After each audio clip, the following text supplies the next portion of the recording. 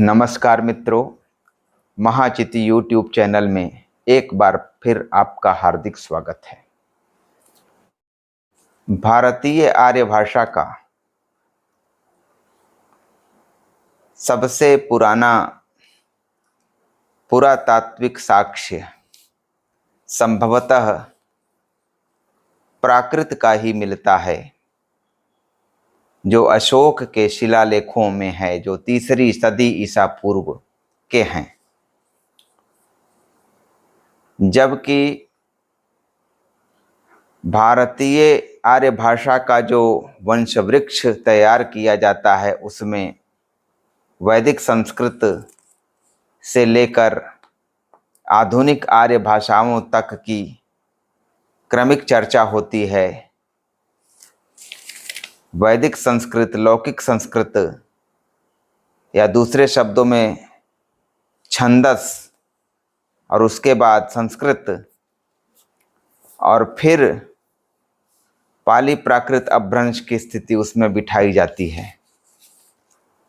इस तरह से संस्कृत के बाद पाली की स्थिति उस वंश वृक्ष में मानी जाती है, लेकिन यह बहुत विवादास्पद प्रश्न है। इस पर अंतिम रूप से निर्णय करना बहुत कठिन है कि संस्कृत पहले है कि प्राकृत पहले है, क्योंकि पुरातात्विक साक्ष्य की दृष्टि से प्राकृत का पुरातात्विक साक्ष्य अशोक के शिलालेखों के रूप में पहले मिला है, और संस्कृत का सबसे पुराना प्रामाणिक अभिलेख 2री सदी ईस्वी में शक छत्रप रुद्रदामन का ही हमें मिल पाता है। यद्यपि संभावनाएं खुली हुई हैं, लेकिन पुरातात्विक साक्ष्यों की दृष्टि से प्राकृत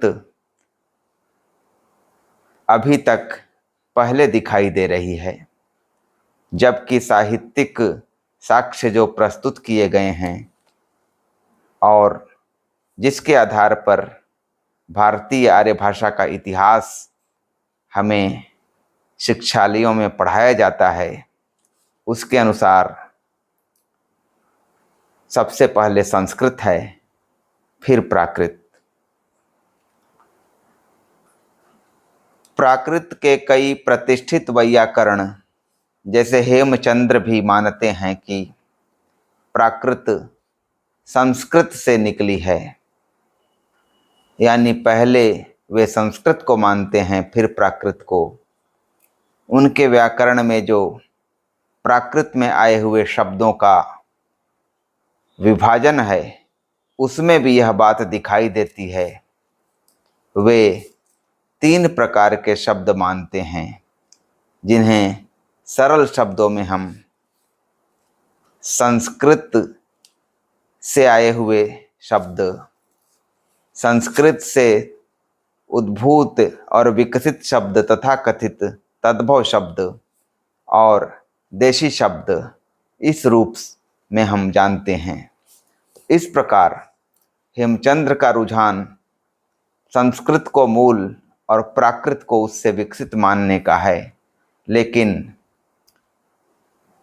कई विद्वान इसके विपक्ष में खड़े हैं, जैसे रुद्रट कृत काव्यालंकार के टीकाकार नमी साधु। वे प्राकृत को सहज मानते हैं और प्राकृत का संस्कार करके संस्कृत बनाई गई, इस पक्ष में वे जाते हैं। अगर हम संभावना खुली रखें कि संस्कृत और प्राकृत दोनों समानांतर भाषाएं रही हैं, प्राकृत जन भाषा रही है, जो संस्कृत का काल है उसके समानांतर जो जन भाषाएं थी, उन्हीं को समेकित रूप में हम प्राकृत कह सकते हैं। प्राकृत प्रकाश जो वर रुचिकृत है, उसकी प्रस्तावना में, जो कि संपूर्णानंद संस्कृत विश्वविद्यालय से निकली हुई किताब है, उसकी प्रस्तावना में महान संस्कृतविद आचार्य बलदेव उपाध्याय ने प्राकृत का काल लगभग 2000 वर्षों का माना है। ईसा पूर्व 500 से लेकर 1500 ईस्वी तक। स्पष्ट रूप से वे प्राकृत में लिखित साहित्य के विकास को इसमें समेट रहे हैं, क्योंकि आधुनिक आर्य भाषाओं का उदय काल जो लगभग 1000 ईस्वी के आसपास माना जाता है, उसके भी 500 वर्षों तक वे प्राकृत काल में गिन रहे हैं। तो आधुनिक आर्य भाषाओं के उदय और धीमे धीमे विकास क्रम के बावजूद प्राकृत की तीसरी अवस्था के ग्रंथ यानी अपभ्रंश भाषा के साहित्यिक ग्रंथ 15वीं शताब्दी तक अबाध गति से बनते रहे, इसकी ओर आचार्य बलदेव उपाध्याय का इशारा है। वे संस्कृत से इतर सारी भाषाओं के सामूहिक नाम के रूप में प्राकृत को मानते हैं। यहाँ स्पष्ट रूप से यह जोड़ना होगा कि आधुनिक आर्य भाषाओं के उदय काल के पहले तक यह बात सही है, यानी मोटे तौर पर 1000 ईस्वी के पहले संस्कृत से इतर तमाम भाषाओं का जो एक सामूहिक नाम है उसे हम प्राकृत कह सकते हैं। और उस प्राकृत की 3 विभिन्न अवस्थाओं की चर्चा हम पिछले वीडियो में कर चुके हैं। उसकी पहली या आरंभिक अवस्था में पाली और अशोक के शिलालेख की प्राकृत को हमने रखा था। दूसरी अवस्था साहित्यिक प्राकृतों का काल है, जिसमें हाल की गाहा सत्तसई, प्रवरसेन कृत सेतुबंध जैसे उत्कृष्ट साहित्यिक ग्रंथ लिखे गए, या राजशेखर की कर्पूर मंजरी जैसा सट्टक लिखा गया। और तीसरी अवस्था अपभ्रंश काल है। संस्कृत पहले कि प्राकृत पहले, इस बहस को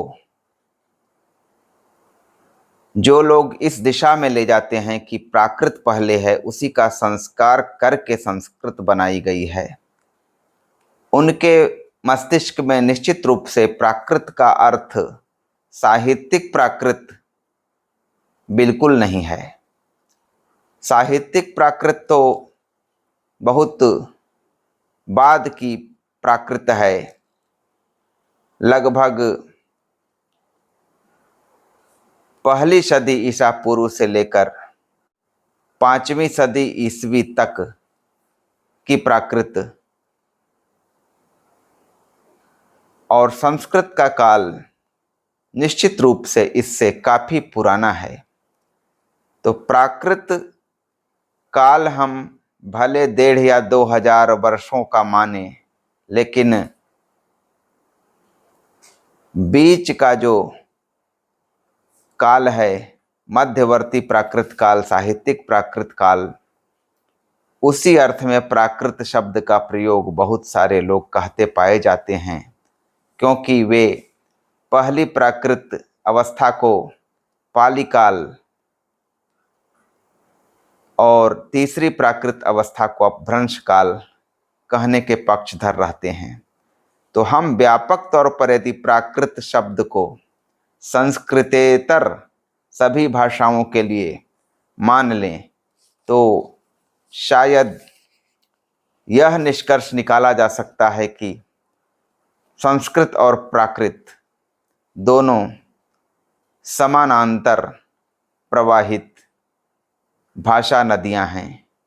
इनमें से कौन पहले कौन पीछे की बहस इसलिए बेमानी है क्योंकि कोई ऐसा स्पष्ट विश्वसनीय साक्ष्य खोजना मुश्किल है। केवल साहित्यिक साक्ष्यों के आधार पर बात को हम स्थापित नहीं कर सकते। नाट्यशास्त्र के रचयिता भरत मुनि के समय संस्कृत और प्राकृत समानांतर चल रहे थे। उन्होंने अपने ग्रंथ के 18वें अध्याय में नाट्य के पाठ्य को संस्कृत और प्राकृत दोनों में रखने की छूट दी है और उसके लिए सीमाएं निर्धारित की हैं, विशेष विशेष स्थल और परिस्थितियां निर्देशित की हैं।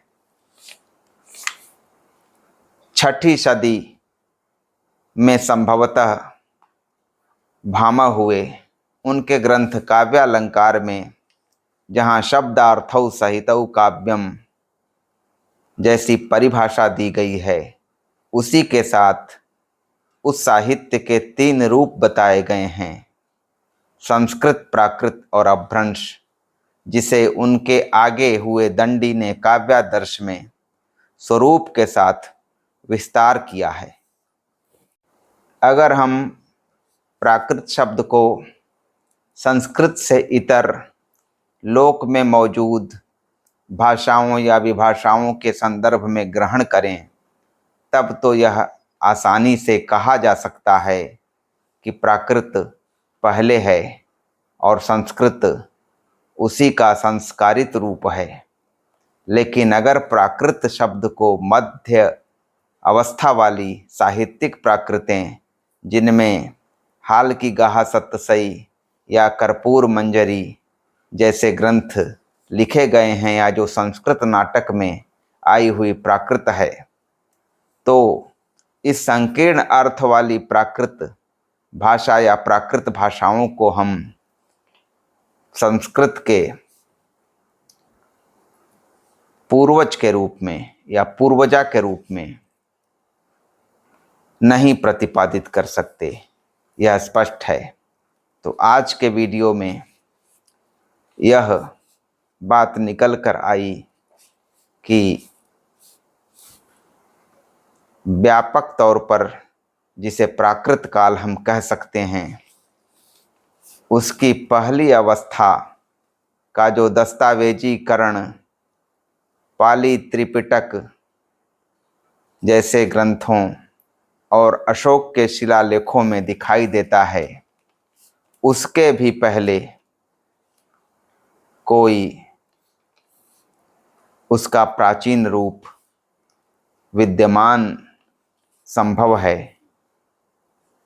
और जैसा कि मैकडोनल ने अपने संस्कृत साहित्य के इतिहास में इस बात की संभावना पर विचार किया है कि वेद की भाषा के समानांतर कई विभाषाएं भी प्रचलित थीं, तो अगर उन विभाषाओं को भी हम प्राकृत शब्द के व्यापक स्वरूप में समेटें, तो यह कहना कदाचित संभव है कि संस्कृत और प्राकृत समानांतर प्रवाहित होने वाली भाषाएं हैं, अथवा जन भाषा के रूप में जो प्राकृतें हैं, उन्हीं का संस्कार करते हुए, उन्हीं का थोड़ा शिष्ट और परिमार्जित रूप में ढालते हुए संस्कृत वाङ्मय में प्रयोग किया गया। संस्कृत पहले की प्राकृत की इस अंतहीन चर्चा के संदर्भ में एक तथ्य यह भी उल्लेखनीय है कि भारतीय भाषा सर्वेक्षण में ग्रियर्सन ने वेद भाषा के काल में और उसके पहले से चली आ रही विभिन्न बोलियों के लिए प्राइमरी प्राकृत इस तरह के पदबंध का प्रयोग किया है। बाद में जो प्राकृतें उपलब्ध हो रही हैं उनसे भी वैदिक संस्कृत का कुछ हद तक साम्य दिखाई देता है। जैसे करने भी,